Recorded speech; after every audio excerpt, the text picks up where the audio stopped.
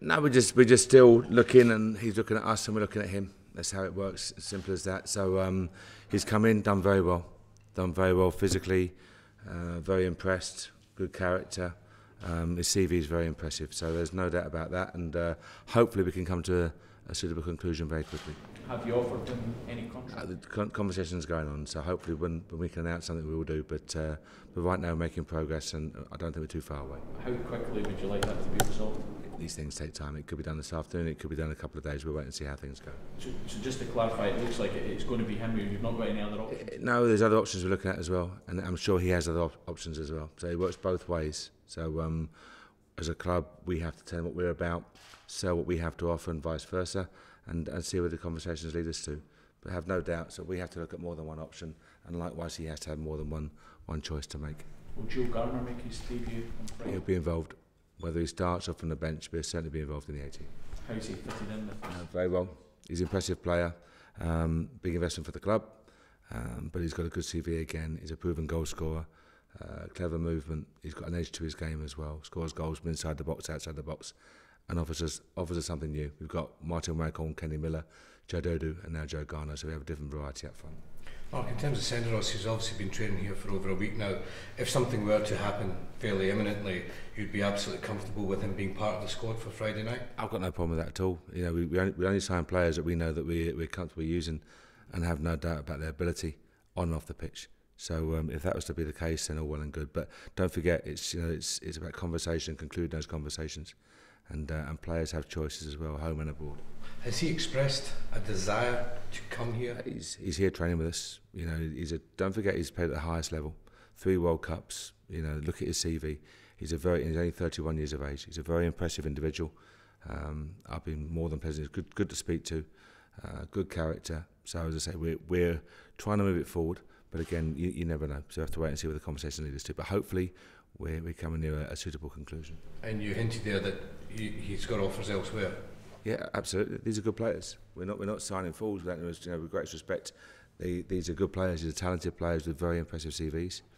So to play for the clubs that he's played for and perform at the level he's performed at, have no doubt that he has offers. What we have to do is sell what we have to offer here in Rangers, and likewise he wants to impress as a player and as a person. So let's see where we go to the next 24, 48 hours. Will those offers impact in terms of your decision, in terms of how quickly? No, we've got to do the right thing by Rangers, and Philippe has to do the right thing by him.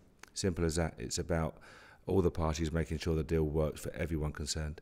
And if we do that, then we're in a good place. If not, we shake hands and wish each other the best. That's how the game works. You've got Davy Weir as your assistant, who's obviously a very experienced centre-half in his day. How much do you rely on his sort of input into making this decision in terms of? It's about all of us. It's about all of us. You know, Frank McParland brings a player to the table. We tell him what we're looking for. We know what we're looking for. Then David and I, Frank the staff, we look at the various tapes and footage and make calls, and you have to use your contact base. It's about doing as much homework as possible. Any player coming to a club, any staff member coming to a club represents risk. Simple as that. So you have to try and do your homework as much due diligence as possible, and hopefully make the right decision. If you get it right, 7.5 times out of 10, you're in a good place. After, if you were to get a centre-half, what with Philippe or anybody else, would that be your business done? Done, concluded. Yeah, we wanted 4 strikers, 4 centre-halves. You saw recently Danny Wilson suspended. We had no centre-half cover. Clint and Rob played, did very well for us, no doubt about their ability, but we need to have cover in place as well. Likewise up front. So we got that, and we'll be concluded. You'll be satisfied that you've got the squad that you want and stuff? Yeah, more than satisfied. Yeah, nice balance in terms of, you think people say you're going older with Clint and with Joey and with Nico, etc., and Matt Gilks, but don't forget we've got with Jordan and Joe Dodu and Lee Hodgson and Matt Crooks and Josh Windass as well, so we've got a nice balance in there, and we're pleased with the business so far. Joe Garner, I mean, when you've got your front 3, you like them to be versatile. We've shown that with Kenny and with Martin.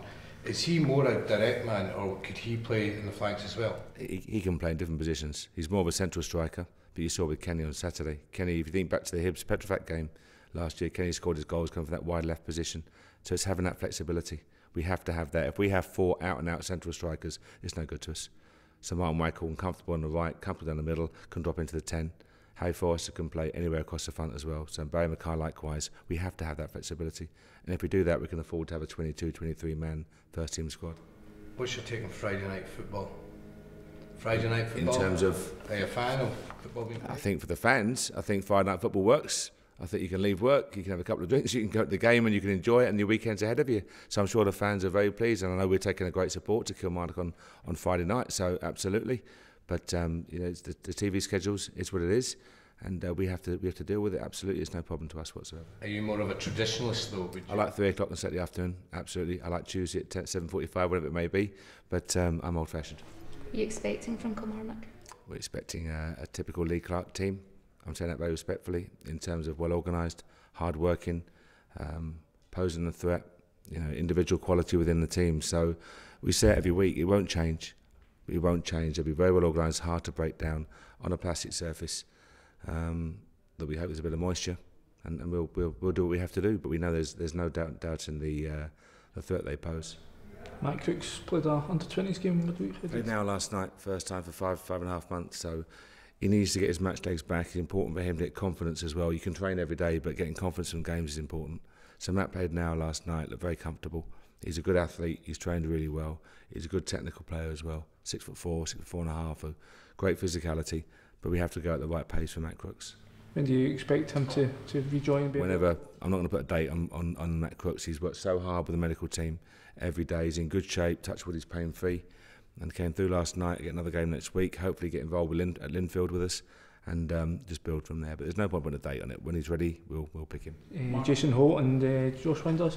Josh Winders trained this morning with us. Nice to see him back. And Jason Holt trained in the gym this morning with no pain. So that's all good progress. He has some bone bruising, which we hope is maybe 7 to 8 days away. Josh, he potentially for Friday night? No, he's been out for how many weeks? There's no way anyone would possibly be ready for Friday night. But if we can get him involved in some small capacity against Linfield and then available for selection, then we'll be delighted with that. Mark, with the way Kenny Miller's playing just now, do you back him to get into the Rangers 100 club? Would you back against him? It's probably the best question. I wouldn't. His attitude's first class. I keep saying it week in, week out.